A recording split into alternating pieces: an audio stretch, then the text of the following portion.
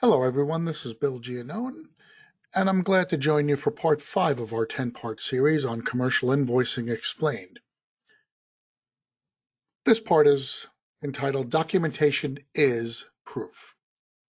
Remember the ABCDs of invoicing, these 4 steps that are going to make sure that you can handle any commercial loss and you can make sure that you invoice it properly. We covered A, agreed upon scope, B, basis of how to invoice, and C was communication. The last step to make sure that we're doing everything possible to guarantee a proper and payable invoice is going to involve documentation. Now, as the years have gone on, most of you on the residential side understand the importance of documentation. More and more, we're forced to fill out paperwork and we're forced to submit moisture logs and drying plans according to IRCRC rules. Well, on a commercial loss, especially if we're going to do time and materials invoicing, documentation is absolutely vital. We need to prove every penny of our invoice charges. So let's go over some of the more reasonable and common documentation necessities and requirements. We're going to start here on this sheet. This is a generic sign-in log. This represents all of our labor charges for the project. These should be filled out every single day.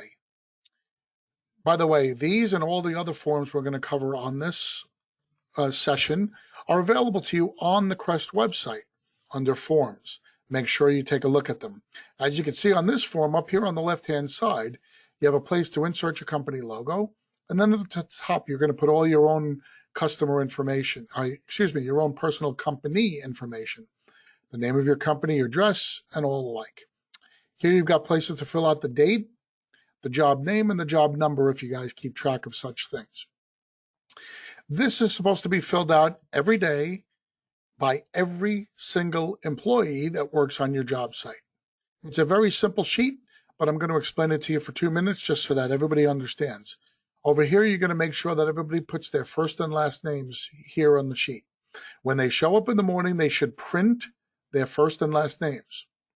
They should leave the position empty. See, it says here, supervisor fills that out. But you need to list what their position is so that when we submit this, along with the rest of our invoice as documentation, anybody who's looking at this, meaning your client, the carrier, or their representatives, is going to understand that this person's being billed out at this specific position.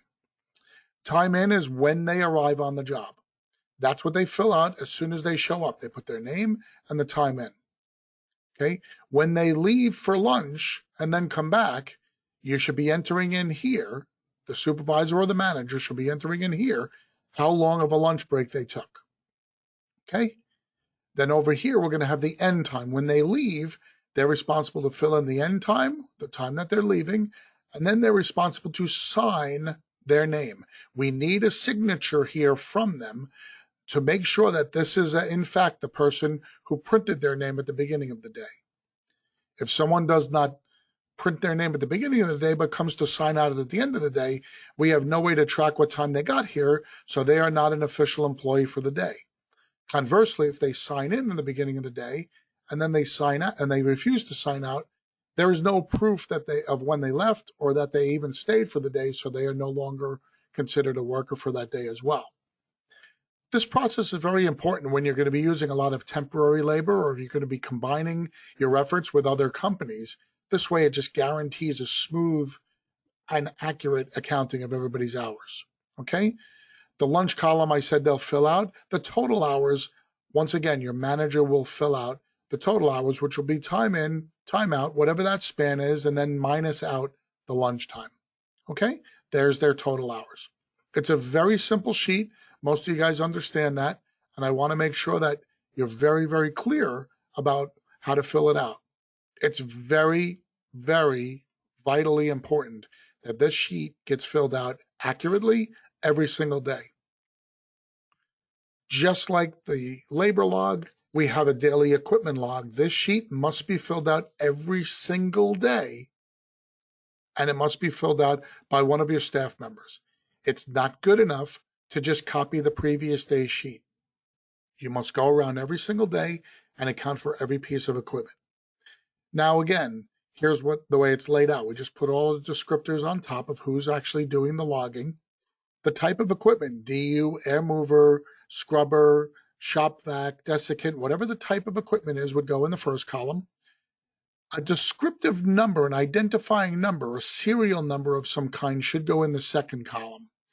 Okay, most of us number our equipment or put some sort of identifier on our equipment. That should absolutely be included here to differentiate from just, oh, it's a red air mover. We might have 300 or 400 of them on a large loss. We need to be able to identify specifically which one. And then we want to identify location so that we have a clear explanation of where every piece of equipment is being used. It's very important that we do this as well. On many large projects, we might have 10, 12, 15, maybe even 20 or more sheets of paper identifying all of our equipment. That's perfectly fine and acceptable. Let's make sure we document this. Now, on the last two sheets, the labor and the equipment, many of you are going towards electronic programs that are able to do these kinds of tracking, like a T-Sheets program or any kind of equipment inventory and tracking. Those would be fine substitutes, but let's make sure we're capturing every piece of equipment. Okay, it's very important that we're capturing all the equipment.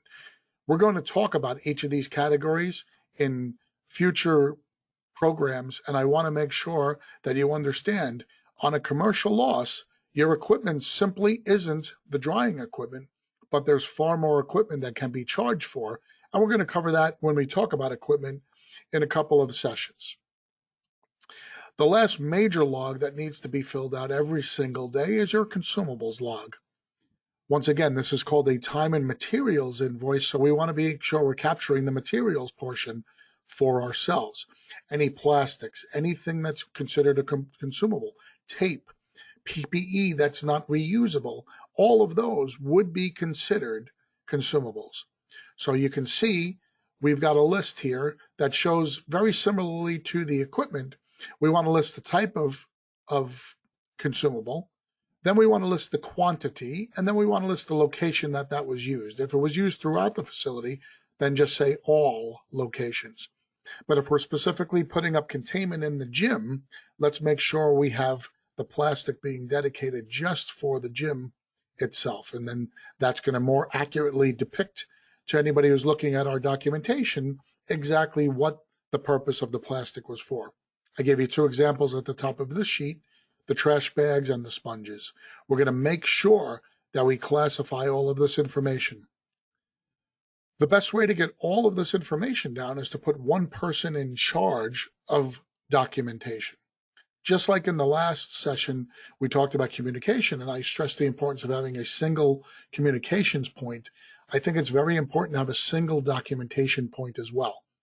On your smaller commercial projects, it could be a single person handling both of those administrative tasks. On your larger projects, you're going to need someone specifically to do just this kind of documentation, paperwork for the production and the administration, and you're going to need a second person to do all of the communications. So let's not hold back on putting personnel on our projects because it's very important that these tasks get done. Another type of log that you're going to need to produce, which is a little different, is a conversation log. We talked before about, in the last session in our communication, about memorializing any kind of communication we had by sending an email. Well, this is a nice alternative way to do it if you're not at your laptop or your computer at the very moment. You can fill out a conversation log as the conversation's going on. You can write down who the conversation's with, and then you can put the specifics down here, which then later on, when you create that email for everybody else, you can make sure that that information gets put on the email. This sheet is very valuable because we call it contemporaneous proof. If you're taking the information down as the conversation's going on, a lot of times it has a lot more credibility than someone remembering something a day or two later.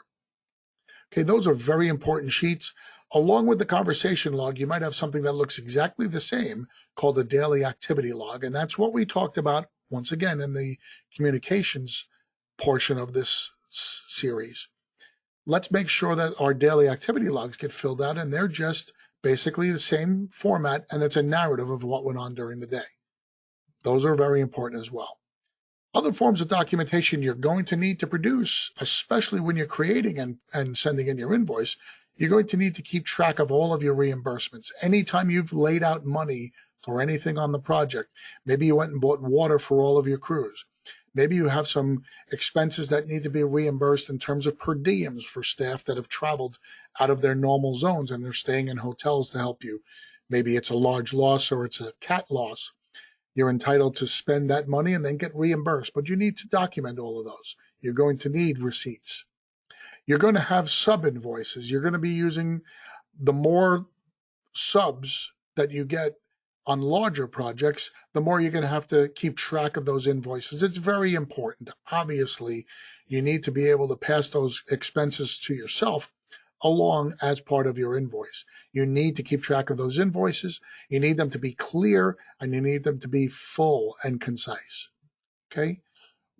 Just as in any job, we have a lot of moisture readings we're going to have to produce. We may have to have drying plans. We're going to have detailed maps, moisture maps.